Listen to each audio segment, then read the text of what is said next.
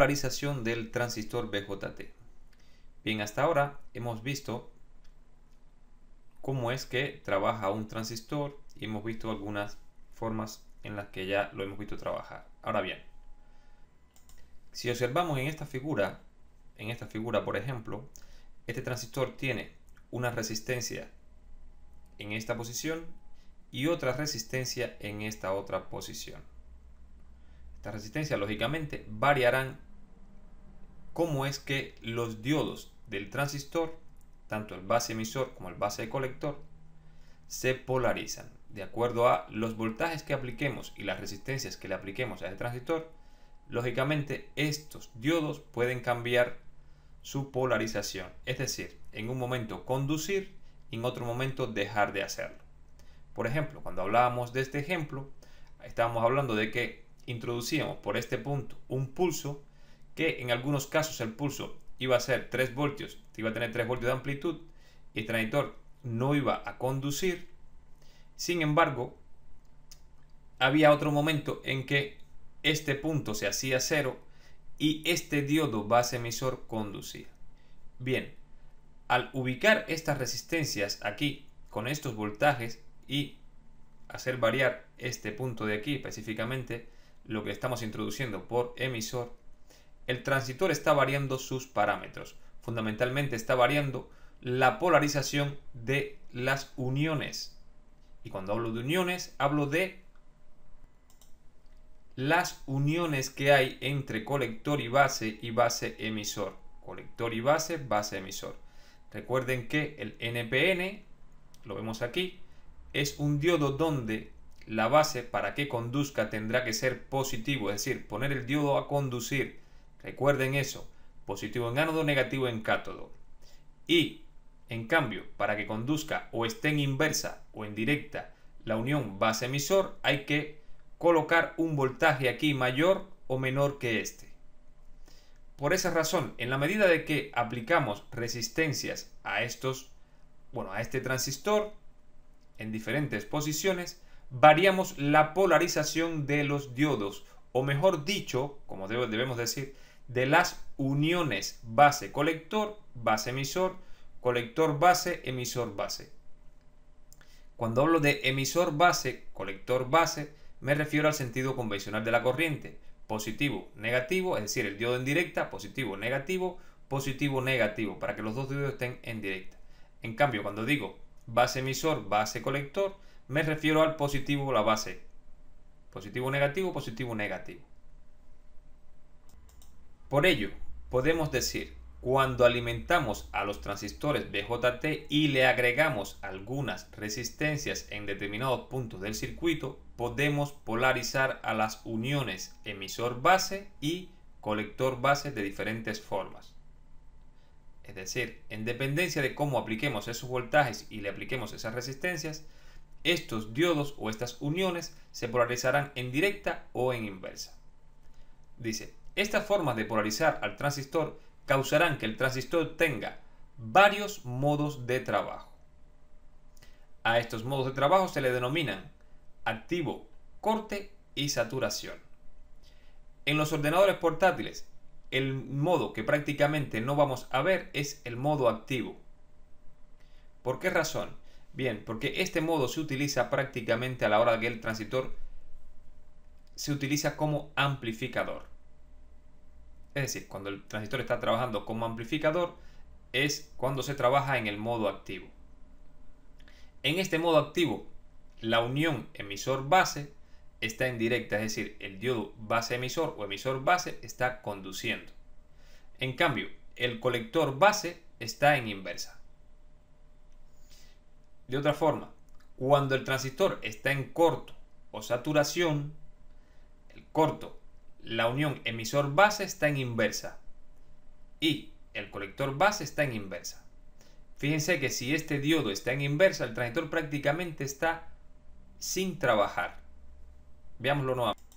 Tocando nuevamente este ejemplo, recuerden que cuando le aplicábamos 3 voltios en este punto, al tener 3 voltios en base y 3 voltios en emisor, no hay diferencia de potencial entre los extremos. Es decir, tengo el mismo potencial de voltaje aquí que aquí en ese momento. Por esta razón, este diodo no conduce. Recuerden que para que este conduzca, tiene que haber un voltaje aquí y aquí un voltaje 0,6 voltios menor. Es decir, aquí tendríamos que tener 3 voltios y aquí para que conduzca aproximadamente 2,4. Y entonces el transistor conduciría. Pero como tiene 3 y 3, ¿qué ocurre? El transistor ve que no tengo corriente, porque no puede circular esta corriente, y por lo tanto tampoco circula esta corriente. ¿Por qué razón? Sencillamente porque la primera corriente que debe saturar la base es la corriente de base. Si esta corriente no satura a la base, el colector no puede colectar los electrones que se están introduciendo en la base o que están yendo del emisor hacia la base. Por esta razón, este transistor en este caso no funciona. Si tengo 3 voltios y 3 voltios, el transistor permanece abierto. La corriente de base es 0. Por lo tanto, la corriente de emisor también es 0. Al no haber una corriente de emisor, es decir, corriente de colector es 0 también. Al no haber una corriente de colector, no se provoca, recuerden que por ley de Ohm, voltaje es igual a corriente por resistencia. Al no haber una corriente que provoque una caída de tensión aquí, es decir, recuerden, la corriente de colector sería esta, al no existir, al ser 0, no hay caída de tensión. Por lo tanto, en este caso, en este punto, tendríamos los mismos 5 voltios que tengo aquí, los tendría aquí. Y en este caso diríamos que el transistor está abierto, cortado, también se le llama cortado. Y cortado quiere decir que por él no circula ninguna corriente. Bien, pasemos nuevamente a la tabla donde estábamos ahora mismo. Por ello es que en corte, cuando el transistor está cortado, la unión emisor-base está en inversa, porque tenía 3 voltios a cada lado, por el ejemplo que le acabo de poner. Y lógicamente, el colector base también está en inversa. Y en saturación ocurre lo contrario. La unión emisor-base está en directa. Es el caso, podemos ir nuevamente al mismo ejemplo. Cuando el pulso baja a 0, lógicamente este voltaje de aquí no va a ser 3 voltios específicamente, porque va a haber una caída más la caída del diodo. Aquí va a aparecer 0 y aquí va a aparecer 0,6, pero este diodo va a conducir. En el momento que el diodo conduce, lo que ocurre es que el colector comienza a atraer los electrones, va a colectar los electrones que se han ido del emisor hacia la base. Porque recuerden que el colector tiene un potencial positivo de 5 voltios. Por lo tanto, los electrones se van a ver atraídos por ese potencial positivo de 5 voltios. Entonces, va a haber una corriente de, bien, vamos a darle sentido convencional, de positivo a negativo. ¿Por qué? Porque en este caso el emisor es 0. Sentido convencional, sentido real, recuerden que va de emisor a colector. Pero sentido convencional va de positivo a negativo. Y en este momento podemos decir que prácticamente este transistor, cuando aquí el emisor es 0, se comporta como un circuito completamente cerrado, un interruptor cerrado. ¿Por qué razón? Porque el voltaje colector-emisor en este momento es prácticamente 0. ¿Qué quiere decir 0? Que no tiene diferencia. Es muy pequeño la diferencia de potencial entre colector y emisor. Prácticamente muy baja. Por ello se puede decir que en ese momento prácticamente el voltaje colector-emisor es 0. Es cuando el transistor está saturado. Se comporta el transistor como un interruptor cerrado. Por ello, lo que es en saturación, la unión emisor-base está en directa y colector-base también está en directa.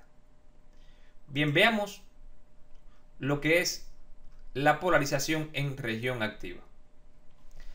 Esto lo explicamos a modo de que los alumnos completen el conocimiento. Recuerden que les he dicho que al estar trabajando en un circuito o en un equipo que prácticamente todo lo que tenemos es ceros y uno, lógicamente, por esa razón, trabajaremos siempre los transistores en corto y saturación.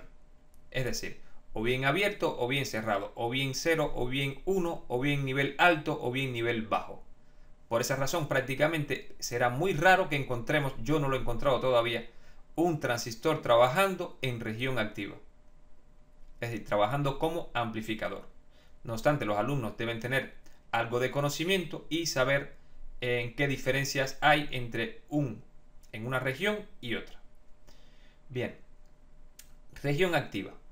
Fundamentalmente, lo primero que tenemos que ver a la hora de trabajar las regiones es qué obtenemos o qué se nos muestra en la carga. Bien, en la entrada de circuito vemos una señal muy pequeña.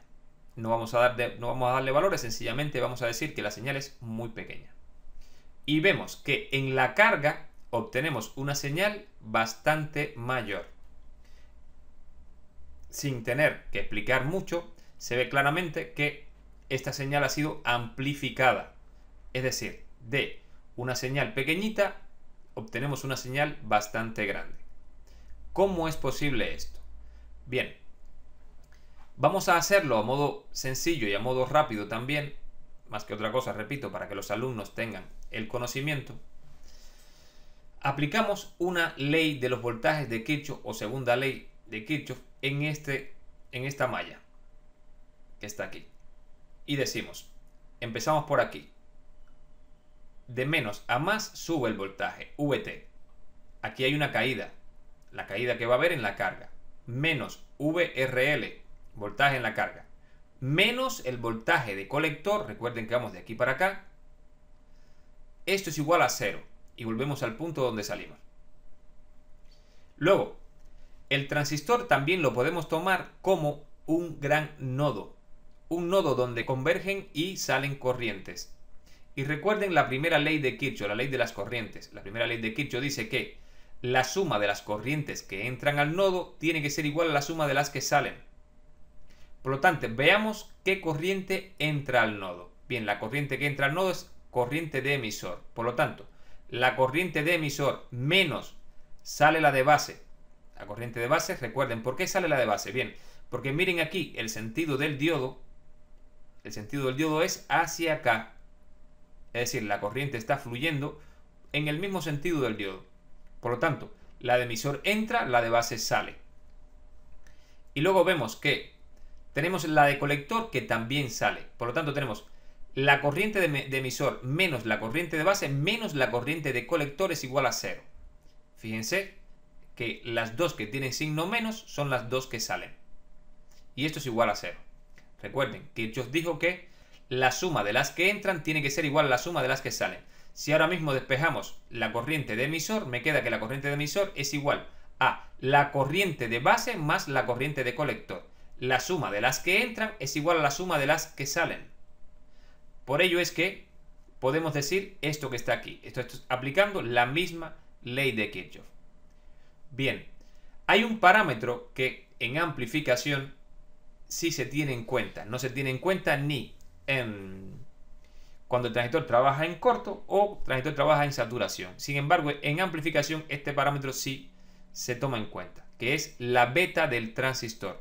¿Qué significa la beta? Es el factor de ganancia. Es la relación entre la corriente de colector con relación a la corriente de base. Es decir, la beta es igual a la corriente de colector partido de la corriente de base. Eso es lo que realmente es, como definición, el factor de ganancia de un transistor. ¿Cuánto es la corriente de colector? ¿Cuántas veces ha aumentado con relación a la corriente de base? Eso sería el factor de ganancia del transistor. Bien, si despejamos la corriente de colector, aquí nos queda que es igual a la beta por la corriente de base. Ustedes no tienen que enredarse con esta ecuación. Los transistores tienen varios factores. Tienen beta, tienen alfa, no vamos a tocarlos. Inclusive el alfa es la relación entre la corriente de emisor y la corriente de colector. La beta es la relación entre la corriente de colector y la corriente de base, etc.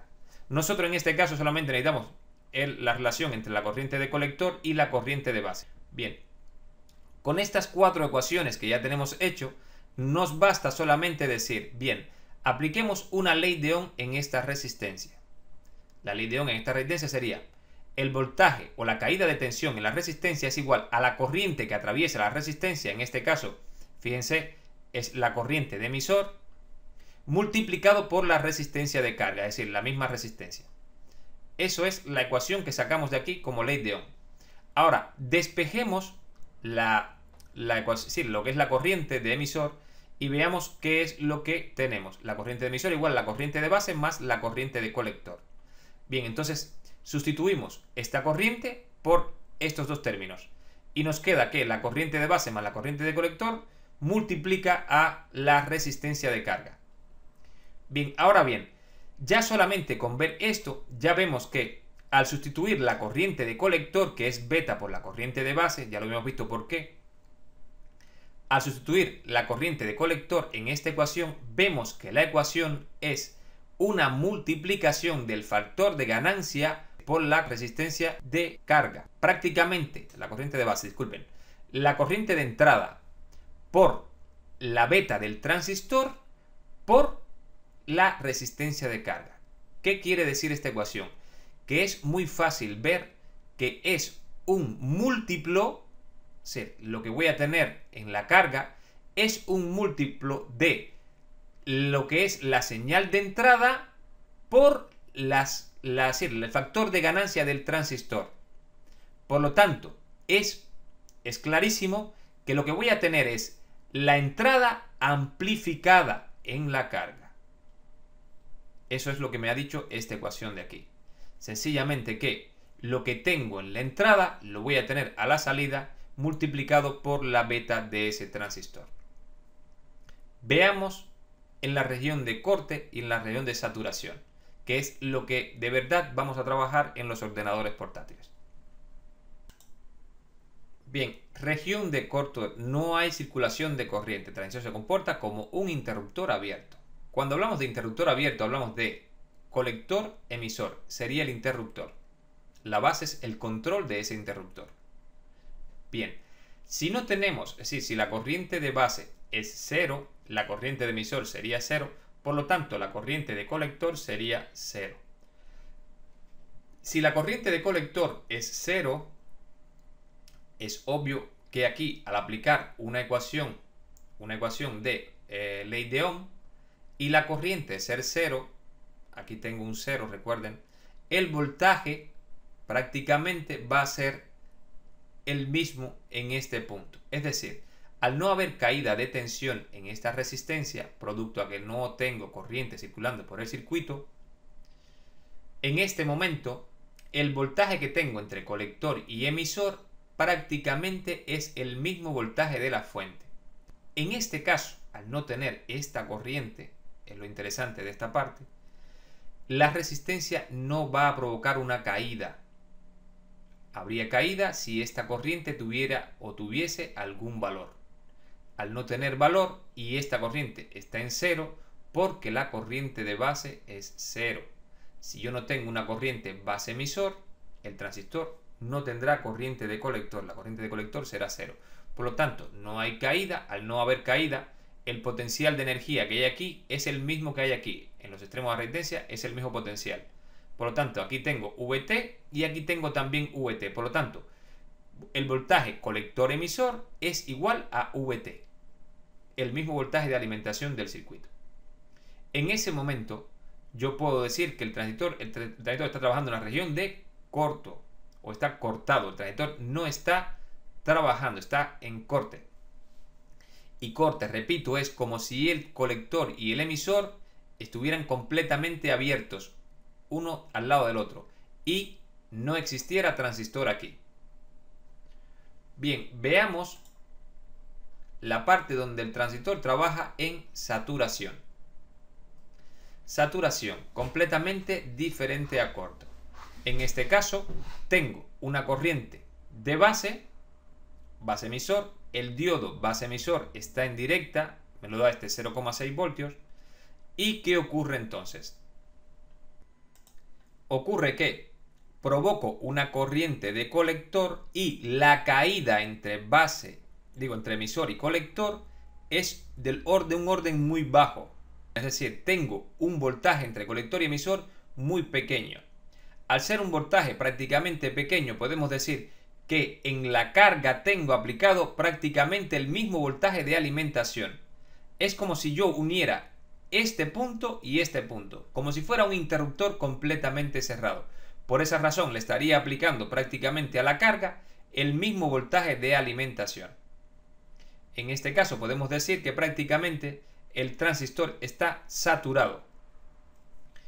Bien, esto, la mejor forma de verlo es en los esquemas, porque los alumnos tienden a confundirse mucho cuando explicamos esta parte tan teórica. Vamos a verlo, es decir, más adelante lo vemos en los esquemas y ya verán cómo entienden todo esto. Y lógicamente ahora mismo vamos a trabajar con otro tipo de transistor y este transistor deja ver todavía esta parte mucho mejor, porque es un transistor que está solamente diseñado para trabajar o bien en corto o bien en saturación.